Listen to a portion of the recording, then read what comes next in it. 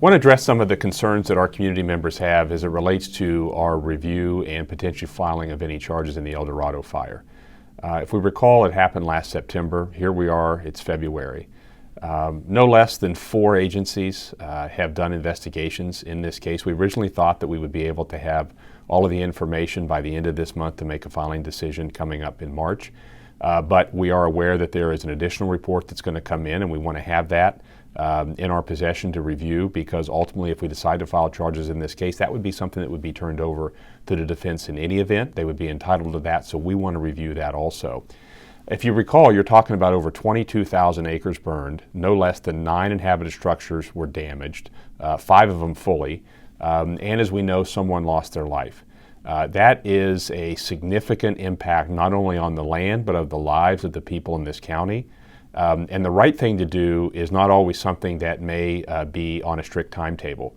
The right thing to do is to be transparent and to be thorough and to evaluate this fully in terms of what we are dealing with. And particularly when you're dealing with a fire, there are a lot of different disciplines and agencies that need to be able to give us information, unlike a lot of the crimes that we typically would investigate. This is unique not only because of the fact that a fire is involved, but the scale to which it occurred, and also the damage that it caused.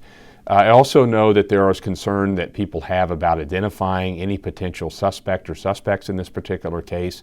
This is not unlike any other case that we would have pending review, that we have no need to identify any suspect or suspects in a case unless 2 things occur. Number 1, somebody is on the run, or number 2, we are trying to locate additional victims that may be out there that aren't aware that they were victims in a particular crime.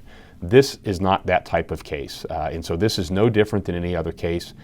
In order to maintain the transparency and the objectivity that we need as prosecutors, that is not something that is relevant, and I don't want anybody to think that somehow this is different than any other case. If and when we file charges, that's when we would disclose the identity of any suspects, or defendant in that instance, or defendants in that instance, and then everyone will know at the same time. But the right thing to do is to continue to be thorough, transparent, and again, it's about time and effort. That's what will determine the right thing in this case, not a simple or just an arbitrary timetable.